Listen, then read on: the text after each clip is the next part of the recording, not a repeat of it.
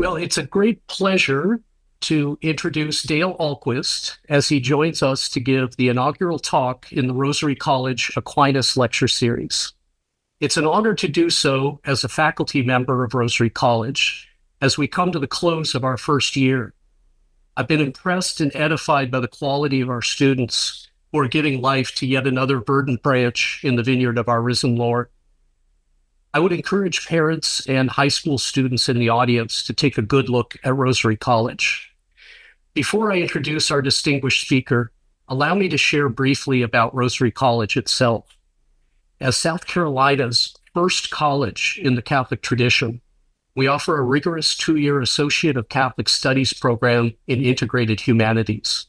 We're rooted in the classical liberal arts tradition and the Church's intellectual life, forming students in the wisdom and virtue they need to serve the Church and society. We've been recognized by the Cardinal Newman Society's Newman Guide for our fidelity to the magisterium, and we're meeting a critical need in South Carolina, where the Catholic population has grown over 200% since 1987, making it the fastest growing Catholic population in the United States. In our inaugural year, we already established credit transfer partnerships with institutions like Ave Maria University and Thomas More College of the Liberal Arts, initiated dual enrollment programs across the country, maintained affordable tuition, and published our student-led blog, Totus Tuus. We're especially proud to launch this annual Aquinas Lecture Series, and there could be no more fitting inaugural speaker than Dale Ahlquist. Dale is president of the Society of Gilbert Keith Chesterton and is recognized as one of the world's leading authorities on Chesterton's life and thought. He is the creator and host of the popular EWTN television series, The Apostle of Common Sense, and is the publisher of Gilbert Magazine. He has written 6 books and edited 16 others. I'm sure those numbers are low. There's more, I'm sure, out there, including the acclaimed new annotated edition of The Everlasting Man from Word on Fire, an excellent production. His leadership extends beyond publishing. As co-founder of the first Chesterton Academy, he has played a pivotal role in the revival of Catholic classical education through the expansion of the Chesterton Schools network. Over the years, I've had the pleasure of spending time with Dale at various events across the country, and I'd like to speak briefly to 3 virtues I have seen Dale live out, virtues he shares with Gilbert Keith Chesterton.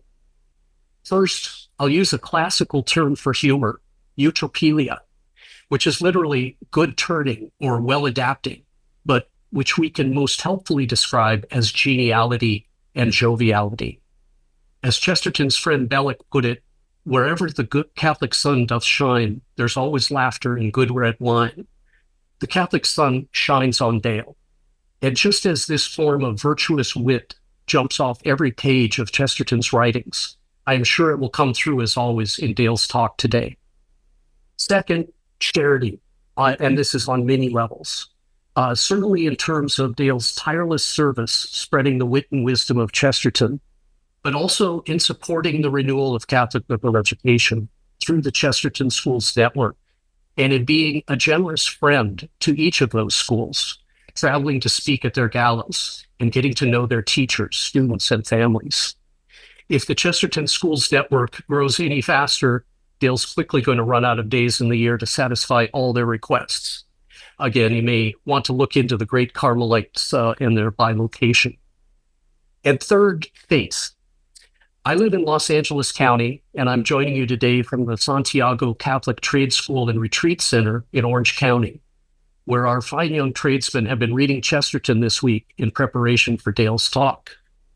Southern California was pivotal in Dale's own path to the Catholic Church, where his brother-in-law was the voice of Christian rock in the 1970s and dominated this Southern California evangelical movement, the Jesus People movement. And Dale spent time here as a young man in Los Angeles working with him. But more importantly, his brother-in-law was the one who told Dale to read Chesterton, setting him on the road from Baptist Minnesota to Catholic Rome. Somehow I didn't know any Baptists growing up in Minnesota. You're going to have to tell me where they are, Dale. I don't know. I only know you as an ex-Baptist. Another young man, a native of Orange County, lived to that same soundtrack of the Jesus People movement in those years and took an even longer, more winding path from being baptized on the beach in Little Corona to entering the Catholic Church and becoming an ordinary priest. Father Glenn Botten is now the chaplain here at Santiago. Let us always give thanks to our risen Lord Jesus Christ and the Holy Spirit for their many mysterious ways. One mysterious way that captivated Chesterton and still captivates us was the transformation of the dumb ox into the angelic doctrine. And I'm sure this will be a part of Dale's talk today, entitled A Saint for the Real World, G.K. Chesterton on Thomas Aquinas. I never tire of listening to Dale on Chesterton, and thankfully, Dale never tires of talking about Chesterton. So we welcome Dale Ahlquist to the Rosary College Aquinas Lecture Series on this feast day of the great mystical Third Order Dominican and Doctor of the Church, Catherine of Siena. Take it away, Dale. Thank you, Alex. What a great and humbling introduction. I was very moved by it. Thank you so much. I'm very honored to be here. I want to thank Rosary College for inviting me to be the very first of the annual Aquinas lectures. May there be many, many more. I have, of course, both the advantages and disadvantages of speaking online. The advantage, of course, is that we have people from all over the country listening, and of course, the disadvantage is that I'm talking to a screen in an empty room. but we can overcome all that, especially because we have some good material to work with, namely G.K. Chesterton. I'll be focusing this evening on Chesterton's great book on Thomas Aquinas. It was one of the later books he wrote, one of the very last books he wrote. He wrote it just 4 years before his death. It was written in 1932. And Chesterton had been received into the church only 10 years before. How did he go about writing the book? I mean, Chesterton had written books on everything. He wrote 100 books and on all different subjects. He'd written a book on St. Francis of Assisi. In fact, it was the first book he wrote after his conversion. He wrote books on Charles Dickens, Robert Browning, Robert Louis Stevenson, mostly literary figures, but also some historic figures like the unfortunately now forgotten William Cobbett. But when he was commissioned to write a book on Thomas Aquinas, even his biggest fans thought maybe this time G.K. Chesterton, who had something illuminating to say about everything, maybe he'd bitten off more than he can chew. Well, how did he go about writing it? He did absolutely no preparation whatsoever. He just started dictating the book to his secretary, Dorothy Collins.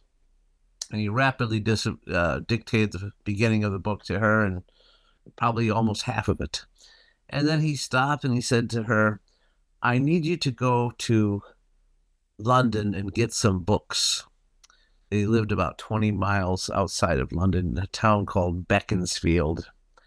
And Dorothy obediently took a train to London, did some research, asked some people who would know about Thomas Aquinas for recommendations of what books she should bring back to Beaconsfield. And she arrived back and set the stack of books on Chesterton's desk.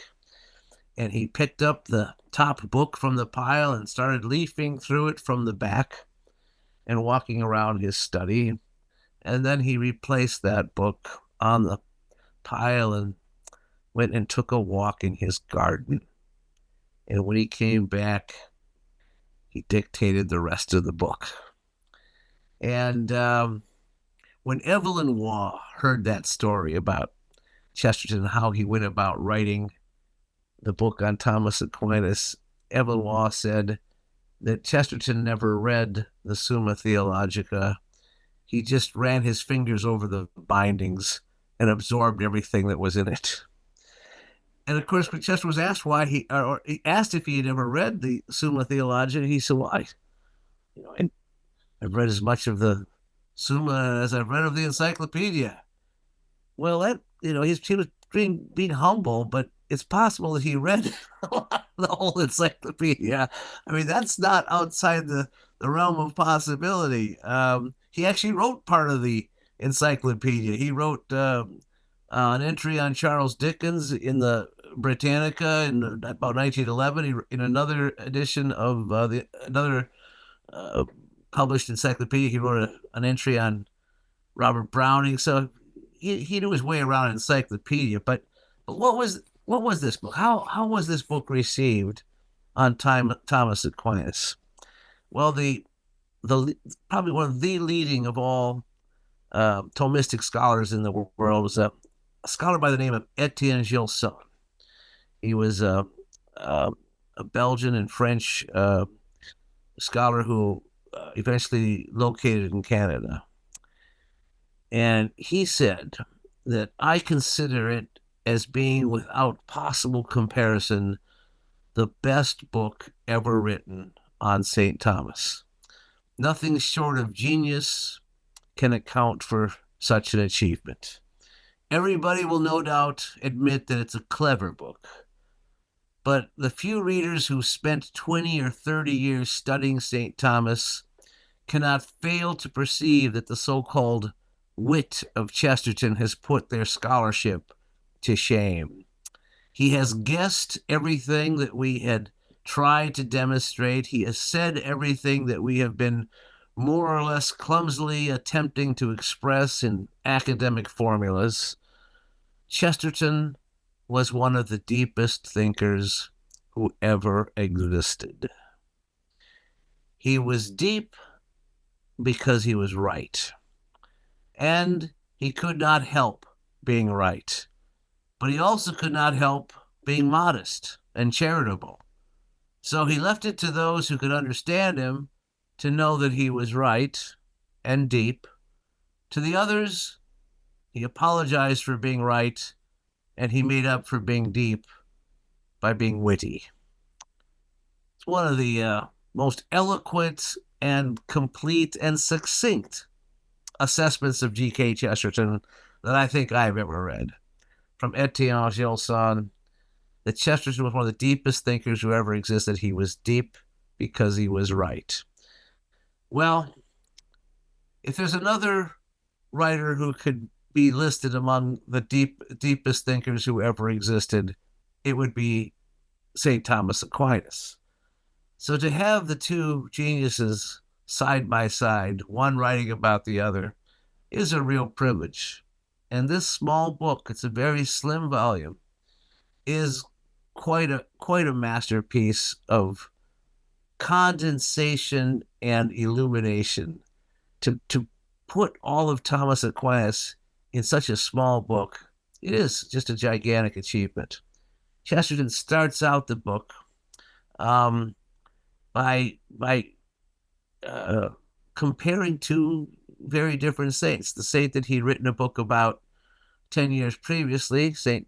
Francis of Assisi, and our subject tonight, Thomas Aquinas. He pictures the two of them walking together, even though they lived 100 years apart. And of course, even that's quite a visual image, the very thin Francis and the very less thin Thomas Aquinas. And you can't really think of two more different saints. And yet Chesterton's argument is that they were actually doing the same thing. But what Thomas Aquinas was doing in the study, Francis was doing in the world, on the street. They were bringing the kingdom of heaven closer to earth. And they were both reaffirming the incarnation. His point about Francis is that Francis saved us from being Buddhists. And his point about Thomas Aquinas is that Thomas Aquinas saved us from being Platonists. So now we get into some heavy philosophy here. And some people will think, well, this is going to be too complicated. what Chesterton has done is he simplified something that's very complicated, making it understandable. But his argument is that Thomas Aquinas himself is very understandable. You just have to take the trouble to understand it. It's very clear. It's not a confusing philosophy, but it is elaborate because he's writing about everything, and everything is a big subject. And the task of trying to explain the meaning of everything, well, this is what the Greek philosophers first took on. And of course, the two that influenced our world the most were Plato and Aristotle. Plato, of course, translating Socrates to us, who never wrote a word, and Plato, who never wrote anything except quoting Socrates. But that's where we get the Platonist philosophy. And then, of course, his student was Aristotle, who does something a little different from what Plato does. And Aquinas was the philosopher, the Christian philosopher, who baptized Aristotle. Up until his time, nobody was reading Aristotle because he simply wasn't available in the West. His writings had not been known, and they were rediscovered by the Muslims.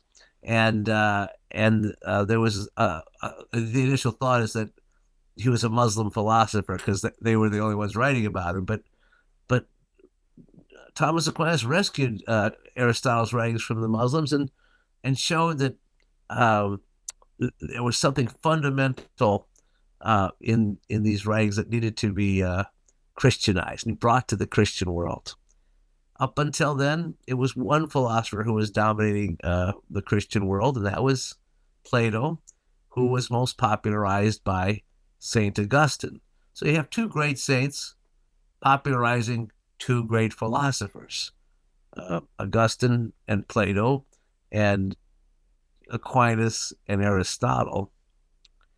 And one of the points that Chesterton makes in his book is one that almost everyone misses when they read the book. And it's right in the introduction. They just read right past it. And it's probably one of the most original thoughts that has ever been offered on the Reformation and the roots of the Reformation. Chesterton's arguing that the 16th century schism, as he calls it, the Reformation, was really a belated revolt of the 13th century pessimists. It was a backwash of the old Augustinian Puritanism against Aristotelian liberty. Now, that sentence is a mouthful. It's probably why most people just read straight through it and don't grasp what he's saying. What he's saying is the Reformation is less a result of Luther protesting against the Catholic Church on the doctrines of grace and faith and reason. It's more of Luther as an Augustinian monk influenced by Plato, revolting against the Aristotelian revolution, which really defeated Platonism in the Catholic Church. It was a victory for Aristotelianism, and that what Augustine's weakness as a thinker was not his weakness as a saint. Clearly, he's a giant among the saints, but his embrace of Plato, which is the only thing he had, leads to a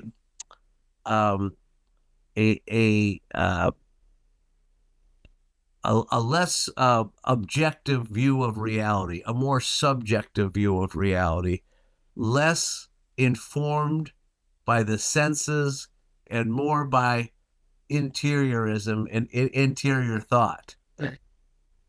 Aristotle's Great Revolution, promoted by Thomas Aquinas, is what Chesterton calls it's the philosophy of common sense. Common sense is based on the senses.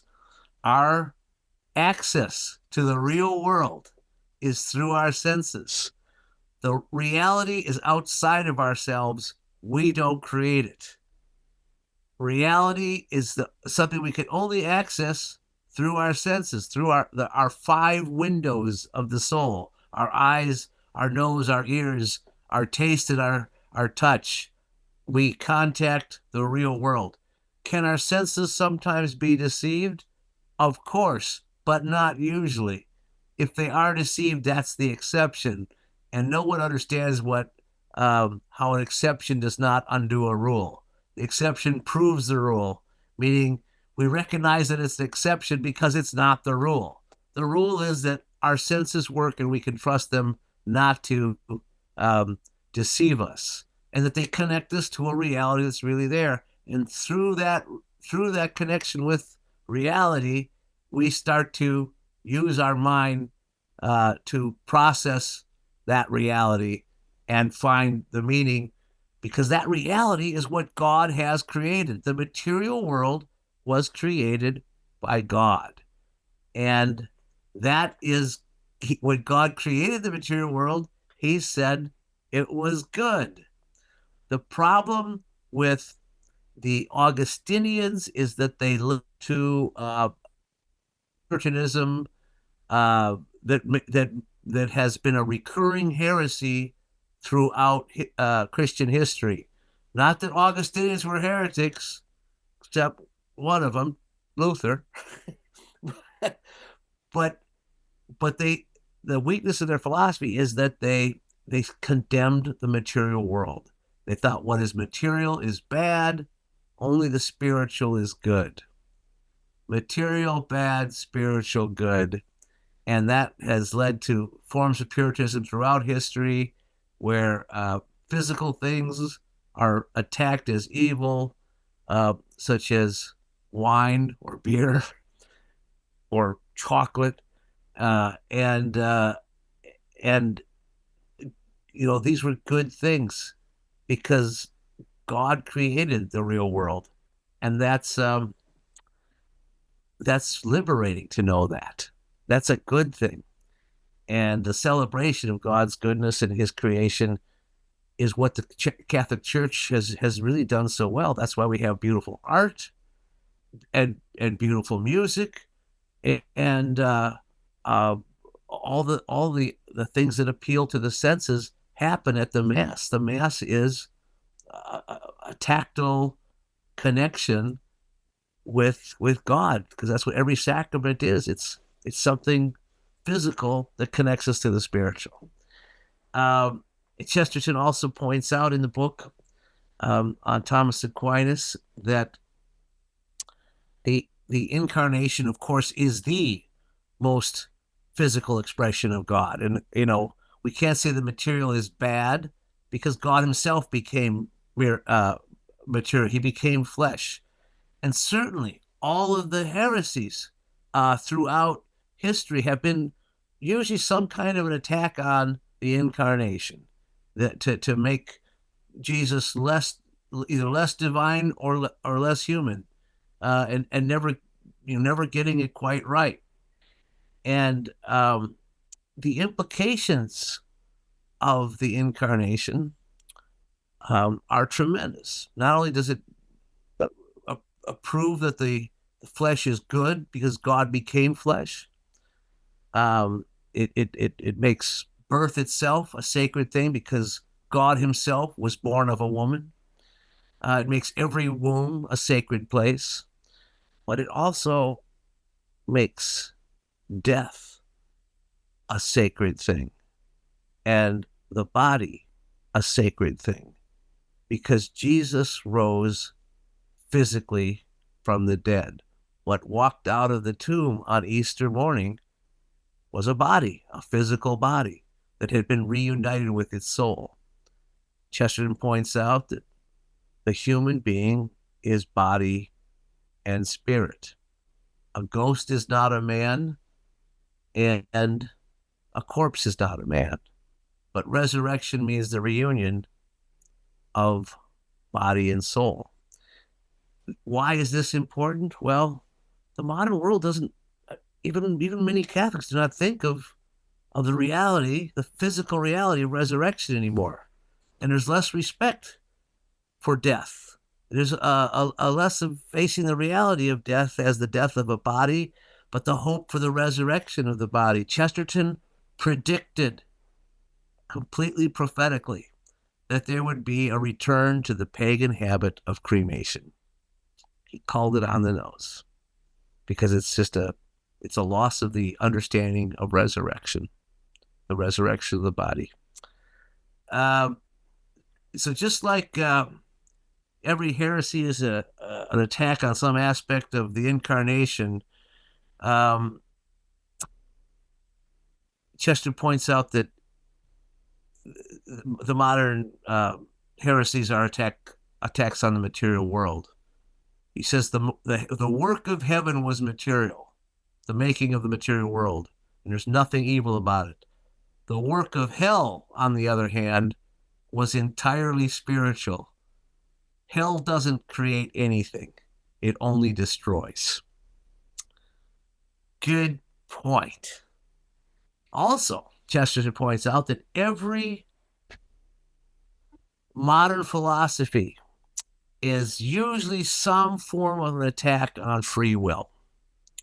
And again, that's this separation of the soul from the body again. It's making the body, in this case, and the physical too important, because it's making the physical the form of our destiny. When we attack free will, we are attacking moral responsibility. One of the weaknesses of Luther is that he attacked moral responsibility. If we're saved by grace, our own decisions don't matter. Our own moral responsibility doesn't matter if it's sola fide. It's only faith alone. And so this emphasis on the freedom of the free will, Chesterton's always reaffirming that throughout his writings, because that's one of the things that drew him to the Catholic Church, is that it always defends free will. And but free will doesn't mean doing whatever you want. It means moral responsibility. So that's very important. Free will does not mean being able to do everything you want. We can, which means sinning. It means moral responsibility. It means doing the right thing, choosing to do the right thing, and being responsible for doing the right thing.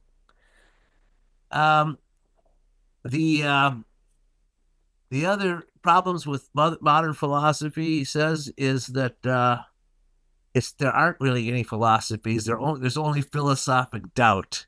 It's always destroying some good idea that's been well established and taking it apart, making it smaller and smaller. Just like modern philosophy's attack on free will, making all our actions blamable on our body or on our biology or on our genes or on our parents or on our social status or on our psychology or our economic situation, always an attack on free will.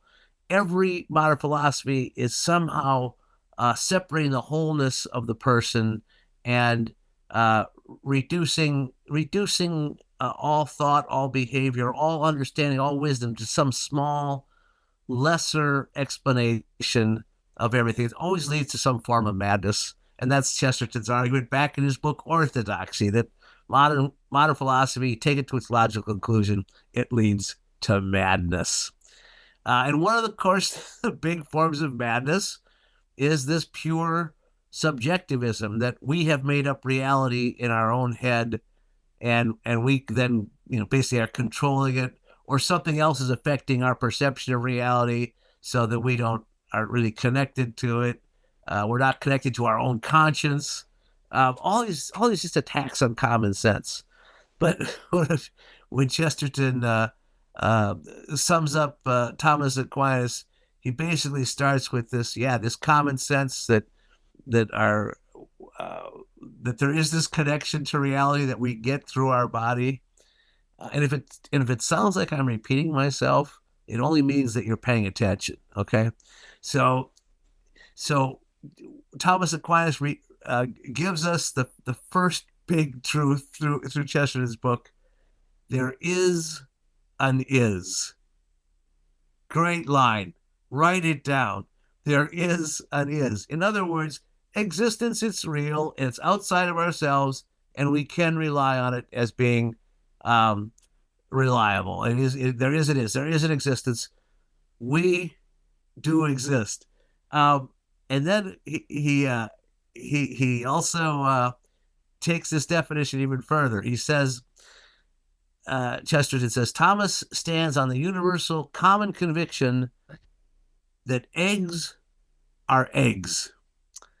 The Hegelian may say that an egg is really a hen because it is part of an endless process of becoming, while the Berkeleyan may hold that poached eggs only exist as a dream exists, since it's quite as easy to call the dream the cause of the eggs as the eggs the cause of the dream. And then there's the pragmatist who believes that we get the best out of scrambled eggs by forgetting that they ever were eggs and only remembering the scramble. But no pupil of St. Thomas needs to scramble his brains in order to adequately scramble his eggs, nor does he need to put his head at any particular angle in looking at eggs, or squinting at eggs, or winking the other eye in order to see a new simplification of eggs. The Thomist stands in the broad daylight of the brotherhood of man, in their common consciousness that eggs are not hens or dreams or practical assumptions, but things attested by the authority of the senses, which is from God. Eggs are eggs. I'm not joking. That was gratuitous. I'm sorry. So our senses are doors and windows that open to a reality that's really there. And the next step in this philosophy of common sense is that we know that what we see is really there, and that our senses do not deceive us. But we also know that there's more than what we see. There's more to there than we see there. There's more to existence than we actually are able to perceive. So what we see is incomplete. Or imperfect. But that means that there's something that is complete and is perfect. Our very perception of its incompleteness and imperfection points to the fact that there is a reality that is complete and perfect. And of course, that is God. And the modern philosophy tries to take the imperfection and go the wrong direction rather than the right direction, which is, of course, towards God. The modern philosophy is arguing that everything's always in a constant flux and change. But the Christian understands we are seeking a completion and a fulfillment. And that is the road that we're on. We're every change is for the better towards, change. The only progress is progress, rather, if we define what the goal is. Otherwise, there's no such thing as progress. Chesterton says it's only a comparative of which there is no superlative. Chesterton says that of nearly all philosophies, it is strictly true that their followers work in spite of them or do not work at all. No skeptics work skeptically. No skeptic who believes that truth is subjective has any hesitation about treating it as objective when it suits his purposes to do so. This is so good. No fatalist works fatalistically. No materialist who thinks his mind has been made up for him by blood and heredity has any hesitation in making up his mind. All, without exception, work on the principle that it is possible to assume what it is not possible to believe. In other words, even if their philosophy states one thing, the way they actually work is quite different. They are working as if they are accepting that they have free will and that they can make decisions and that reality is real. In other words, what most philosophies lack is common sense. That's what they lack. He says, ever since the 16th century, Chesterton says, nobody's system of philosophy has really corresponded to anybody's senses of reality. Each of them asks us to believe something that no normal man would believe, that law is above right, or right is outside reason, or things are only as we think them, or everything is relative to a reality that is not there. The modern philosopher claims like a sort of confidence trickster. If you just accept this one point, just grant me this one point, everything else will make sense. But that one point that we grant him would mean sacrificing our sanity. In every sense of the word, it becomes unreasonable to accept what modern philosophies are proposing. It's always an attack on reason. And the thing about reason is the modern world seems to be lacking reason even more than it lacks religion, says Chesterton. There's more defiance of reason today even than there is of faith. We still have to use free will, but we still have to exercise the tools of reason because those are tools that are also God-given. And the modern world's tried to obscure making the fact that we have free will, but they've tried to obscure the truth by saying that truth is relative, by saying that there's not one truth, or by saying it doesn't matter what you believe, even if what you believe is a lie. But Chesterton, in summing up St. Thomas Aquinas, says there is a false and a true. There is a war in the world, the everlasting duel between yes and no. The skeptics seek to escape this dilemma, and they have darkened the universe and dissolved the mind by trying to maintain that there is something that is both yes and no. I do not know whether they pronounce it yo. So everybody who knows anything about computers knows that everything is binary in the computer world. There's no yes and no. It's either yes or no. It's either 0 or 1. And everybody has to make their decision between yes and no, just like the computers cannot operate without only the 0 and the 1. A final point. I think this is the final point. No, maybe there's 2 final points. There's nothing worse than a speaker who says he's about to sum up and then doesn't. So I'm going to say there's 2 final points, not to get anybody too angry at me. Chesterton argues that Aquinas is the champion of the Creator, and he's certainly against the Manichae heresy that says the material world is evil, but he's also against what the modern world understands as the culture of death. Chesterton really, in fact, he calls Aquinas the apostle of life. The church, he says, is always on the side of life, and that's epitomized by Thomas Aquinas, he says is the answer to the morbid Renaissance intellectual who asks to be or not to be. That is the question that Thomas Aquinas answers him ahead of time, thunderously saying, to be. That is the answer. I started out by saying that Chesterton begins this book with Thomas and Francis walking side by side. Francis, as I said, couldn't have 2 more different says. They both tried to articulate the truth as well as they were given the gift to do so. And they both had an effect on their time and on the times afterwards. Chesterton wrote his Thomas Aquinas book just after there had been a Franciscan revival about 20 years earlier.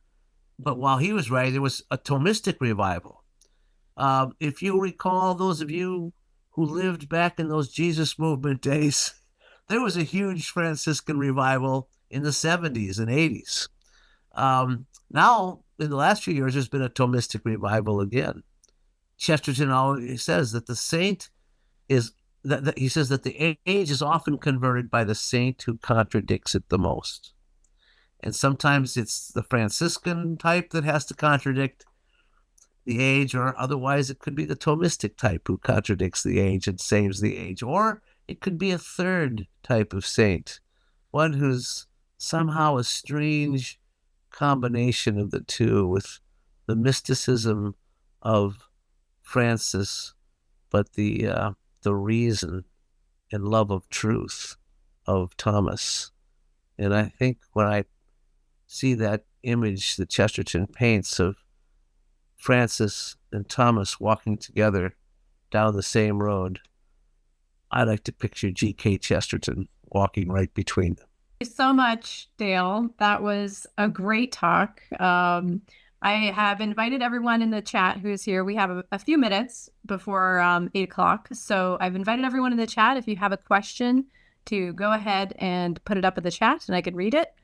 And I do have a question. I have a few questions, so I can start us off. That's the great thing about being the moderator, is you get to ask your own questions. Well, please do so, Beth. Okay. The first one that I had is, I was wondering, I really loved that the basic point that you drew out of Chesterton in this piece, this book, between reason and the senses, or the mind and the senses, or the intelligible realm and the sensible realm, and how, the charge against Augustine that he had gone too far into the intelligible realm, got a little bit away from the sensible realm. But what was amazing is that as you went through the talk, is that I kept thinking of Platonic texts, but particularly Socrates in the Platonic texts. So one thing that I was thinking about is in the Phaedo, where that's a very interesting text, because it's where he is, going to drink the hemlock. He's been sentenced to death, and you actually see the death scene. And he describes, he talks about knowledge, like how we come to know a little bit. And he addresses this idea that the senses are fallible. And he says, you can put the stick in the water, and it bends. So how do you know that the stick is really straight? Or but then he comes up with this idea of equality, which is, I think, related to what you were talking about earlier with perfection. And we may have the idea of equality in our mind, but we would never ever think of it if we didn't see equal things with our eyes. And so I was wondering if you could speak, just elaborate on that a little bit, and maybe talk about, with the critique of Plato, is Socrates drawn into this conversation a little bit? Oh, that's a great question, Beth. I would, I guess, revert back in this case to Chesterton's book Orthodoxy, because I think for some reason all of Chesterton comes back to orthodoxy. It's the trunk of the tree for his writings. And there, of course, he argues in chapter 2 of The Madman that the madman is not the man who's lost his reason. The madman is the man who's lost everything except his reason. That reason alone is not adequate. You need something to balance it. And what he argues, the thing that's needed is the creative imagination. And those two together make sanity. You need reason, but you need the creative imagination also to have sanity. And the stick in the water is a perfect example. You could go crazy trying to figure out if that stick is straight under the water, but your imagination can inform you that, well, it probably is. And you can trust your imagination when you can't trust your senses, for the most part. And I think I think there's something Socratic about that. That Socrates sees it, even if Plato doesn't. After all, Aristotle's trying to recover what he thinks Socrates is saying. That's why he's there to supplement Plato. He studies Plato. He learns about Socrates from Plato, but he's trying to take what he's learned from Socrates through Plato, and give a larger perception of reality, that you can trust your senses, but your creative imagination also does rely on your senses. The imagination does bring in a whole fascinating other aspect of this topic. And thank you for that answer. Okay, I do have a few questions that have come up. A comment first, maybe that you might respond to. Kathy is saying that you quoted Aquinas, "The church is always on the side of life." I agree, of course. But, and I guess this is just a comment, you talked about the reasonable quote, "Eggs are eggs." Oddly, I hear that from people with whom I disagree, abortion advocates who want to tell me that an egg is just an egg, not a person, so it's okay to kill it. Good. Chesterton is the line is actually from Chesterton, who says that the church is always on the side of life. But he's using the philosophy of Aquinas to affirm that, because he says, Aquinas is always is on the side of life. But yes, the argument, the abortion argument that it's just an egg, it's not a human, it's just like the egg is not a chicken. The argument, though, from Chesterton, it goes back to the human. We're talking about a human here and not a chicken, and to attack human life is different than attacking chicken life.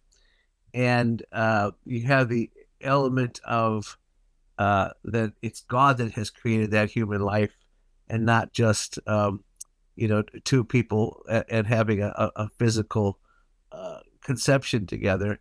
And that life comes from God in this case, and God has, of course, given us dominion over the animals so that we can eat their eggs and eat the animals too. But he has not given us the authority to kill humans, either, for our own personal reasons, whether they are in that nascent form or to abuse their bodies after they die. There's always a respect for the human body. And that would be enlarged to the mother's respect too. I think there's 1,000 ways you could use Thomas to affirm, the right to life, as it were. But that's a good line about eggs are eggs. But I think you have to take the whole argument of Thomas. The reality is it's a human. That's the reality. All right. Thank you. Thank you for that, both of you. All right. We've got Nicholas, who says, "I've known people who have been annoyed by the fact that Chesterton uses so much wit. How should I justify Chesterton's seemingly excessive use of humor? To me, every joke or image or quip is necessary and enjoyable." Yeah, there are some sourpusses out there. That's a strange thing. And Chesterton was baffled by it himself. He said, somehow if I say 4 and 4, equals 8, people will accept it. But if I say 4 monkeys and 4 monkeys make 8 monkeys, they think I'm not being serious anymore. And Chesterton says the opposite of funny is not serious. The opposite of funny is not funny. So you can be serious and funny using a joke to illustrate your point. He says, whether I tell the truth in a joke or not is the same as whether I tell it in German or not. It is his form of dialogue, and it is something that is remarkably lacking in the modern world. His point in Orthodoxy at the very end of that book is that the one thing that the joy is the gigantic secret of the Christian. The one thing that Jesus himself never showed us was his mirth, and Chesterton, I guess, is the one who's bringing that mirth to the modern world. Sorely needed. We don't know how to laugh with a good nature anymore. Yeah, that's really interesting. The joke in light, like what makes something funny or humorous in light of the connection between body and mind or body and soul. And if that's severed, I wonder if you necessarily lose humor. That's really interesting. All right. Well, that is everything for this evening. So I'd like to thank Dale once again for joining us tonight, being our first guest at our inaugural Aquinas lecture. And everyone, please join me in saying thank you, whether it's in the chat. I know you're all muted, but thank you so much. Have a good night, everyone. God bless. Thank you.